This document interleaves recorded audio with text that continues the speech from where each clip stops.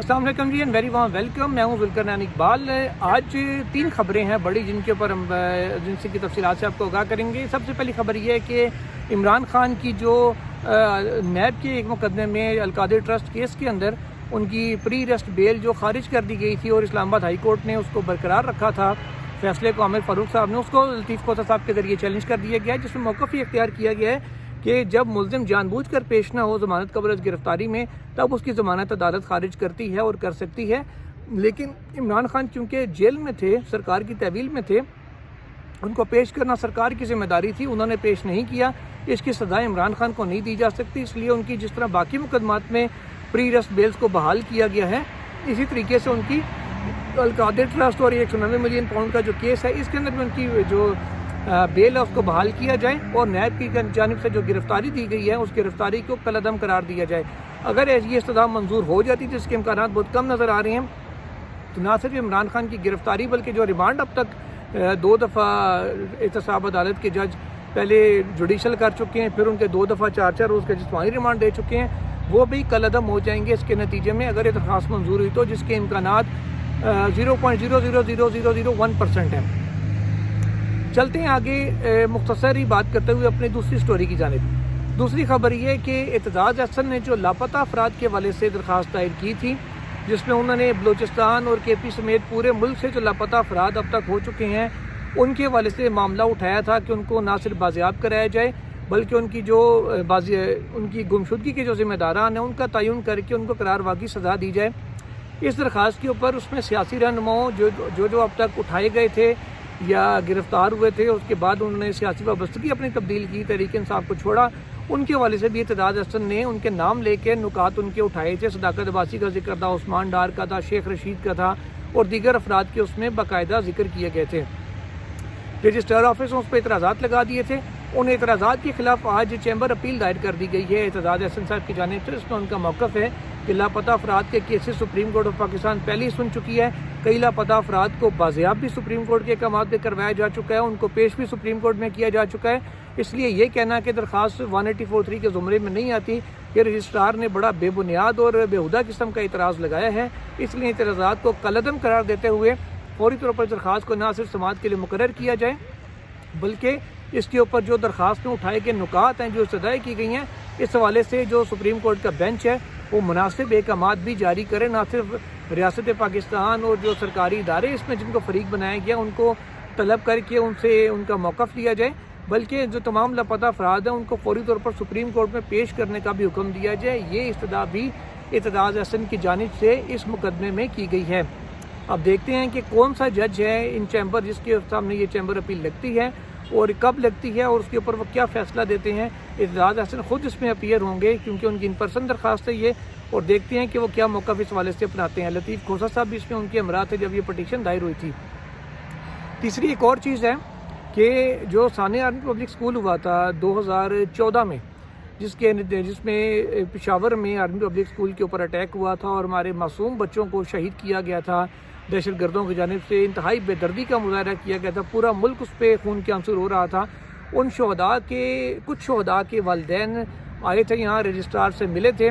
اس معاملے کو بھی 2 ہفتے سے زیادہ گزر گیا. انہوں نے استدعا کی تھی کہ ہمارا جو خود نوٹس کیس ہے اس کو سماعت کے لیے مقرر کیا جائے اور رجسٹرار نے ان کو یقین دہانی بھی کروائی تھی کہ انشاءاللہ یہ مقدمہ جلد مقرر ہو جائے گا. ابھی تک وہ مقدمہ مقرر نہیں ہو سکا. سپریم کورٹ کی جانب سے چیف جسٹس سے ریکویسٹ بھی انہوں نے کی تھی اور ساتھ ہی ساتھ انہوں نے دعوت بھی دی تھی کہ 16 دسمبر کو جب برسی ہوگی ہمارے بچوں کی، ہم پشاور میں ایک تقریب منعقد کریں گے، اس میں بھی شرکت کریں. اب چیف جسٹس شرکت کریں گے نہیں یہ ایک الگ بات ہے، لیکن ابھی تک وہ مقدمہ بھی سماعت کے لیے مقرر نہیں ہو سکا. Chief justice of Pakistan Hare case میں کہہ رہے ہوتے ہیں کہ اتنے عرصے کیس کیوں نہیں فکس ہوئے. اب جب ان کے سامنے درخواستیں آ رہی ہیں ان کو بھی فکس نہیں کیا جا رہا. ابھی تک پریکٹس اینڈ پروسیجر کیس کا تفصیلی فیصلہ ابھی تک جاری نہیں ہو سکا. تفصیلی فیصلہ جاری نہ ہونے کی وجہ سے ابھی تک جو نیب ترامیم کالعدم ہوئی ہیں ان کے خلاف جو اپیلیں ہیں ان پہ سماعت بھی نہیں ہو سکی، دوبارہ سے وہ مقرر نہیں ہو سکی کیونکہ فیصلہ آئے گا تو اس میں طے ہوگا کہ جو مقدمات پریکٹس اینڈ پروسیجر سٹے ہونے کے دوران ہوئے تھے ان کا مستقبل کیا ہوگا. اسی طریقے سے کئی اور اہم مقدمات ہیں، خاص کر نیب کے سینکڑوں کیسز پینڈنگ پڑے ہوئے ہیں. ان کی بیل پٹیشنز ہیں، نیب کی کسی نے نیب میں کسی کی بیل ہونا کو چیلنج کیا ہوا ہے. کئی افراد نے جو نیب کی حراست میں ہیں انہوں نے چیلنج کیا ہوا ہے کہ ان کی ضمانتیں مقرر ہوں. نیب کا کوئی کیس ابھی تک سماعت کے لیے مقرر نہیں ہو رہا. کیا سمجھ نہیں آ رہی کہ ایسا کوئی ڈر پڑا ہوا ہے کہ نیب کے حوالے سے کوئی آبزرویشنز آ گئی تو کیا ہو جائے گا. ٹوٹلی سمجھ سے بالا تر ہے کہ نیب کے مقدمات کیوں فکس نہیں ہو رہے سپریم کورٹ آف پاکستان میں. بار بار کہا جاتا ہے کیسے فکس کیوں نہیں کروائے جاتے. خود سر فکس کر دیں. اس میں کوئی لازمی ہے کہ کوئی بندہ گھر سے اٹھ کے آ کے آپ کو کہ جی میرا کیس فکس کریں. آپ کو بھی پتہ ہے کہ اپیلیں پینڈنگ پڑی ہوئی ان کو فکس کر دیا جائے. اب آتے ہیں ایک اور سٹوری کی طرف جس میں چیف جسٹس آف پاکستان کو ایک سعودی جو ہیں ان کی جانب سے کہہ لیں کہ کافی سخت جواب دیا گیا ہے.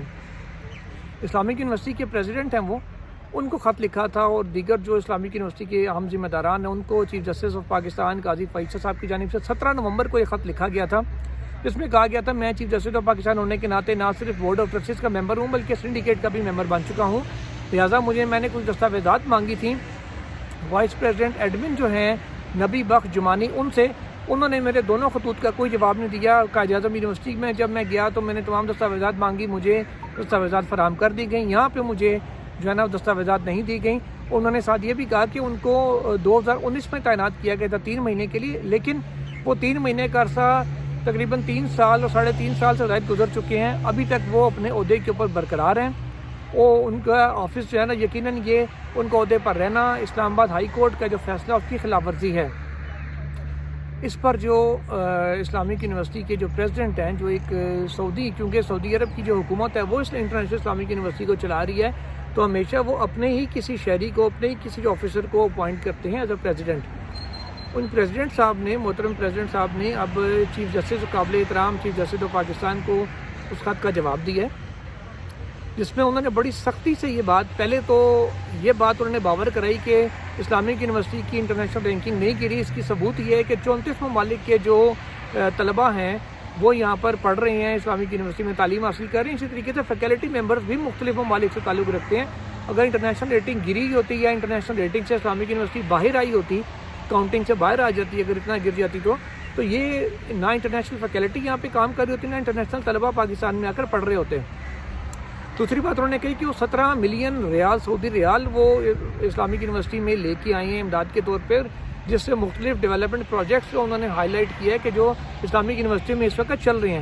اس کے علاوہ انہوں نے کہا کہ انٹرنیشنلی جو فائنینشیل کرنچ تھا یونیورسٹی کا, مالی مشکلات تھیں, ان کو دور کرنے کے لیے $15 ملین بھی انہوں نے ارینج کیے انٹرنیشنل ڈونرز ہیں ان سے, جس کے بعد وہ مختلف یونیورسٹی کے جو پروجیکٹس ہیں نہ صرف ان کو کنٹینیو کریں بلکہ یونیورسٹی کے مالی حالات کو بھی کافی حد تک بہتر کرنے میں کامیاب ہو رہے ہیں. پیراگراف نمبر 5 میں وہ کہتے ہیں کہ international as regard to the appointments Islamic university میں تمام تعیناتیاں, انہوں نے کہا کہ جو اسلامک یونیورسٹی کا جو قانون ہے 1985 کا, جس کے تحت حکومت پاکستان کا یہ قانون ہے جس کے تحت یونیورسٹی وجود میں آئی تھی اور یونیورسٹی اس کے مطابق چل رہی ہے, تمام تعیناتیاں اس قانون کے مطابق ہوئی ہیں, اس سے ہٹ کے کوئی بھی کام یونیورسٹی میں نہیں ہو رہا. سب سے آخر میں وہ کہتے ہیں کہ انٹرنیشنل اسلامک یونیورسٹی کے حوالے سے آپ کی محترم چیف جسٹس صاحب معلومات یا تو نامکمل ہیں, یا آپ کو حقائق کا علم ہی نہیں ہے, یا پھر آپ کی تمام تر جو معلومات ہیں وہ ناقص ہیں. اب کوئی اور پاکستانی یہ بات کہتا تو ابھی تک اس کا پتہ نہیں کیا حال ہو چکا ہوتا. البتہ جو انٹرنیشنلی اب یہ مس انفارمیشن پہ یا کہہ لیں کہ ہاف کک انفارمیشن کے اوپر چیف جسٹس صاحب نے خط لکھ دیا جس پہ ان کو جواب آیا اب سعودی جو شہری ہیں ان کی جانب سے, بلکہ انٹرنیشنل یونیورسٹی کے پریزیڈنٹ ہیں ان کی جانب سے اس قسم کا جواب آنا یقیناً ایک کہہ لیں کہ دھچکا ہے, ایک سبکی ہے, نہ صرف پاکستان کے لیے بلکہ چیف جسٹس آف پاکستان کے عہدے کے لیے, کہ ان کو کم از کم درست حقائق پورے معلومات لینے کے بعد ہی اس قسم کی بات کرنی چاہیے تھی کہ اپوائنٹمنٹس قانون کے مطابق ہو رہی ہیں یا نہیں.